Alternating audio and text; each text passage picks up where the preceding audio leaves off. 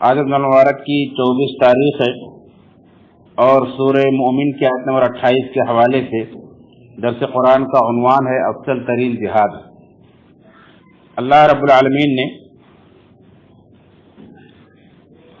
موسیٰ علیہ السلام کے زمانے میں فرعون کی قوم کا ایک آدمی جو اپنے ایمان کو چھپائے ہوئے تھا اور فرعون کے دربار میں بیٹھا ہوا تھا، جب فرعون نے اپنے درباریوں کے سامنے اپنے رائے کا اظہار کیا کہ میں چاہتا ہوں کہ موسیٰ علیہ السلام قتل کر دوں تاکہ یہ معاملہ ختم ہو جائے، تب اس نے اس کے ایمان نے اسے مجبور کیا اور اس نے برملا فرعون کے سامنے اپنے ایمان کا اظہار کیا اور اسے اس کام سے روکا، ڈرایا، اپنی قوم کی خیرخواہی کی اور اسے نصیحت کی۔ اسی بات کا اللہ نے یہاں تذکرہ کیا ہے، قال رجل مؤمن من آل فرعون یکتم ایمانہ اتقتلون رجلا ان یقول ربی اللہ، کہ فرعون کے آل میں سے ایک آدمی نے جو اپنا ایمان چھپائے ہوئے تھا، اس نے کہا کیا تم ایک آدمی کو اس لیے قتل کرتے ہو کہ وہ کہتا ہے میرا رب اللہ ہے، حالانکہ اپنے رب کی طرف سے، تمہارے رب کی طرف سے وہ واضح نشانیاں بھی لے کر آ چکا ہے، واضح دلائل بھی لا چکا ہے، اس کے باوجود بھی تم قتل کرو گے۔ وَإِن يَكُ كَاذِبًا فَعَلَيْهِ كَذِبُهُ، اور اگر وہ جھوٹا ہے اپنے دعوے میں تو اس کے جھوٹ کا وبال اسی کے اوپر ہوگا۔ وَإِن يَكُ صَادِقًا، اور اگر وہ سچا ہے، يُصِبْكُمْ بَعْضُ الَّذِي يَعِدُكُمْ، تو جس کا وہ تم سے وعدہ کرتا ہے وہ بعض عذاب تمہیں ضرور لاحق ہوگا، تمہیں ضرور پہنچے گا۔ إِنَّ اللَّهَ لَا يَهْدِي مَنْ هُوَ مُسْرِفٌ كَذَّابٌ، بے شک اللہ تعالی حد سے تجاوز کرنے والے جھوٹے کو ہدایت نہیں دیتا ہے۔ یہ سورہ مومن کی آیت نمبر 28، یہ صرف اس اظہار کا یہاں آیت میں تذکرہ ہے، ورنہ یہ ایک لمبا مکالمہ ہے۔ آیت نمبر 43-44 تک آپ پڑھیں گے تو پوری اس کی تقریر ہے، جو اس نے گویا کہ فرعون کے ظالم و جابر کی جو نشانی ہے، یعنی دنیا کے اندر ظلم کی نشانی بن چکا ہے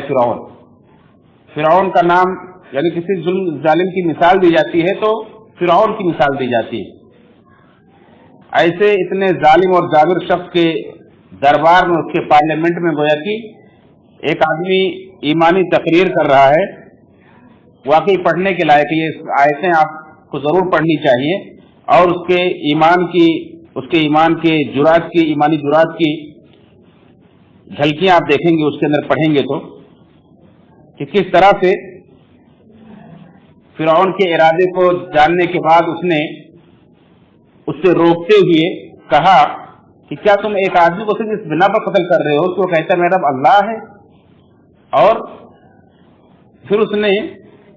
کہا کہ اس نے اپنے رب کے پاس سے دلیل بھی لایا تمہارے پاس، یعنی کھلی معجزات موسیٰ علیہ السلام نے دکھایا تھا کس طرح سے، کیا عصا پھینکتے تھے تو سانپ بن جاتا تھا، فرعون نے باقاعدہ مقابلہ بھی کروایا تھا اور کھلی شکست ملی تھی اسے، اس کے اندر ساری چیزیں مصر کے اندر لوگ جانتے تھے، بچے جانتے تھے،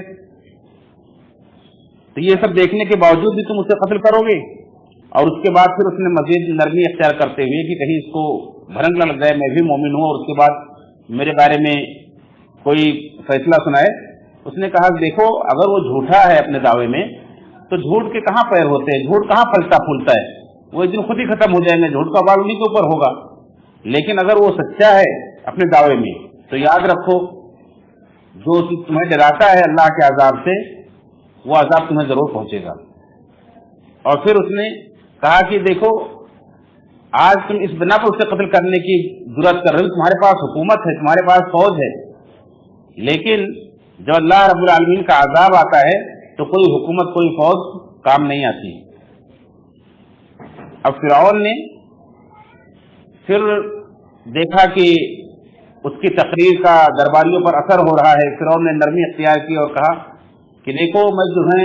وہی بات بتاتا ہوں، وہی راستہ دکھاتا ہوں جو خود میں صحیح سمجھتا ہوں، یعنی اپنی قوم کو اس نے بیوقوف بنایا، وہ جانتا تھا وہ صحیح نہیں ہے لیکن پھر بھی لوگوں کو اپنا ہمنوا بنانے کے لیے کہہ رہا ہے کہ میں تم کو وہی راستہ دکھاتا ہوں جس کو میں صحیح سمجھتا ہوں۔ اس آدمی نے پھر جرات کے ساتھ اس کی تردید کی اور کہا کہ نہیں، صحیح وہ نہیں جو تم سمجھ رہے ہو، صحیح یہ ہے کہ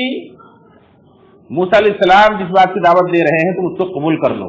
یہ دنیا کی زندگی تو ایک دھوکے کا سامان ہے, یہ چند روزہ سامان ہے. اصل زندگی آخرت کی زندگی ہے جو کبھی ختم ہونے والی نہیں ہے. اس کو برباد مت کرو. اور اے میری قوم کے لوگوں, تمہیں کیا ہو گیا ہے کہ میں تمہیں جنت کی طرف بلا رہا ہوں, اللہ کی مغفرت کی طرف بلا رہا ہوں, تم مجھے جہنم کی طرف بلا رہے ہو. اس طرح سے اس نے جرأت کے ساتھ دعوت دی اور کہا کہ ایک وقت آئے گا کہ تم لوگ میری بات کو یاد کرو گے. فَسَتَذْكُرُونَ مَا أَقُولُ لَكُمْ وَأُفَوِّضُ أَمْرِي إِلَى اللَّهِ. اس نے کہا کہ میں اپنا معاملہ اللہ کے سپرد کرتا ہوں.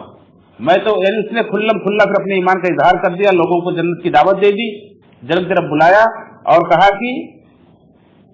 بھلے مجھے قتل کر دیا جائے گا, میرے ساتھ جو بھی معاملہ کیا جائے گا,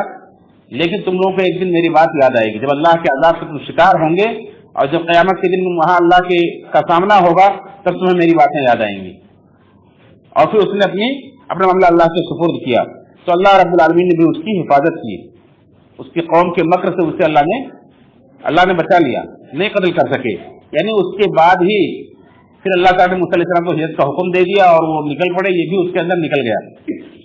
ایک لمبی تفصیل ہے اس کے اندر. یہ آدمی کون تھا, اس کے تعلق سے مفسرین کہتے ہیں کہ یہ فرعون کا, اللہ نے یہاں ذکر کیا ہے کہ من آل فرعون, فرعون کے آل میں سے تھا, اور فرعون کے اہل و عیال میں سے, بنی اسرائیل کو چھوڑ کر فرعون کے خاندان میں سے یعنی قبطیوں میں سے, مصریوں میں سے بہت تھوڑے لوگ ایمان لائے تھے. عبداللہ بن عباس فرماتے ہیں کہ صرف فرعون کی بیوی اور یہ آدمی, یہی دونوں ایمان لائے تھے. اتنا اس کا دبدبا تھا, اتنا اس کا روب تھا, اس کے ڈر سے بہت کم لوگ ایمان لائے تھے. اور مفسرین نے یہ کہا ہے کہ یہ فرعون کا چچازاد بھائی تھا, اس کے چچا کا بیٹا تھا.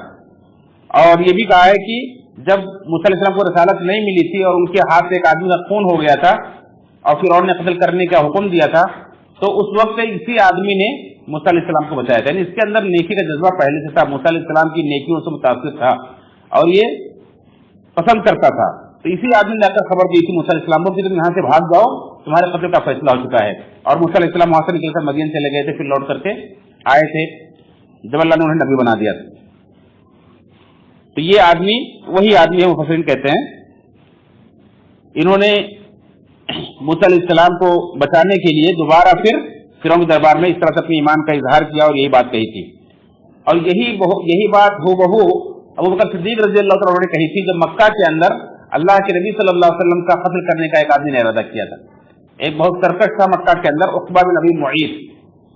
جو اللہ کے وسلم کا بڑا سخت دشمن تھا, آپ کو بہت ستایا کرتا تھا. جب اللہ کے وسلم ایک بار خانہ کعبہ کے پاس نماز پڑھ رہے تھے تو اس وقت عقبہ بن معیط آیا اور اللہ کے نبی صلی اللہ علیہ وسلم کو کندھے سے پیچھے سے پکڑ کر کے جب آپ سجدہ کر رہے تھے تو اس نے آپ کو وہاں سے دھکیل دیا, وہاں سے کھینچ لیا اور آپ کے گلے میں کپڑا ڈال کر کے زور سے گلا گھونٹنے لگا. یعنی اس کا ارادہ پورا قتل کرنے کا تھا. ایسا لگتا تھا کہ اللہ کے رسول کو آج زندہ نہیں چھوڑے گا. اس وقت صدیق رضی اللہ عنہ کی نظر پڑی, وہ آئے تو انہوں نے اس کا عقبہ بن معیط کندھا پکڑ کر کے زور سے دھکیلا اور یہی کہا تقتلون رجلا ان یقول ربی اللہ, کیا تم ایک آدمی کو اس لیے قتل کرتے ہو کہ وہ کہتا ہے کہ اللہ ہے, وقد جاءکم بالبینات من ربکم, حالانکہ اللہ کی طرف سے تمہارے رب کی طرف سے وہ کھلی نشانیاں بھی لے کر آیا ہے. یہی جملہ ابوبکر صدیق رضی اللہ عنہ نے اس وقت کہا تھا اسے. اس سے بخاری کے اندر کتاب تفسیر کے اندر یہ واقعہ موجود. اور یہ بہت بڑی جرأت کی بات کہ ایک جابر کے سامنے ایک ظالم کے دربار میں حق بات کہہ دینا, جیسا کہ ابو داؤد, ترمذی, نسائی, ابن ماجہ کے اندر روایت ہے کہ اللہ کے رسول صلی اللہ علیہ وسلم نے فرمایا کہ جب ان سے پوچھا گیا کہ سب سے افضل ترین جہاد کیا ہے, تو آپ نے فرمایا کہ افضل الجہاد کلمۃ حق عند سلطان جائر, کہ جابر بادشاہ کے سامنے حق بات کا کہہ دینا یہ سب سے افضل ترین جہاد. یہ بہت بڑی جرأت کی بات ہوتی ہے کہ ایک آدمی عام آدمی کے سامنے بھی, چھوٹی سی مجلس میں بھی, اپنے رشتہ داروں کے بیچ میں بھی کبھی کبھی حق بات نہیں کہہ پاتا ہے, زبان لڑکھڑاتی ہے, آدمی چپ بیٹھ جاتا ہے, خاموش سے نکل جاتا ہے. لیکن ظالم بادشاہ کے سامنے جو جس کے ایک اشارے پر آپ کی جان جا سکتی ہو, ایسے کے سامنے اگر حق بات کا آپ اظہار کر رہے ہیں, حالانکہ اسلام یہ بھی اجازت دیتا ہے کہ جان کے خوف سے اپنے ایمان کا کو چھپا بھی سکتے ہیں, آپ गुनहगार नहीं होंगे उस वक्त। लेकिन जुरात की बात ये है, यानी जो इस्लाम की बुलंदी है, जिहाद को इस्लाम की बुलंदी कहा गया है। आदमी अगर इस्लाम की बुलंदी में पहुंचना चाहता है, कलमे हक को, इस्लाम के कलमे को बुलंद करने के लिए अपने अंदर जुरात पैदा करता है कि चाहे कितना बड़ा जालिम बादशाह उसके सामने हक बात का ऐलान कर सकता है, तो ऐसा आदमी सबसे अफजल तरीन मुजाहिद है, सबसे अफजल तरीन जिहाद कर रहा है। अल्लाह उनसे दुआ है रब्बुल आलमीन हम सबको हमेशा हक बात कहने की और हक पर कायम रहने की तौफीक फरमाए, और अल्लाह ताला हम सबको दुनिया से जब भी उठाए तो हालत ईमान पर उठाए, जल्द से जल्द हमारा ठिकाना बनाए। आमीन तक़ब्बल या रब्बल आलमीन।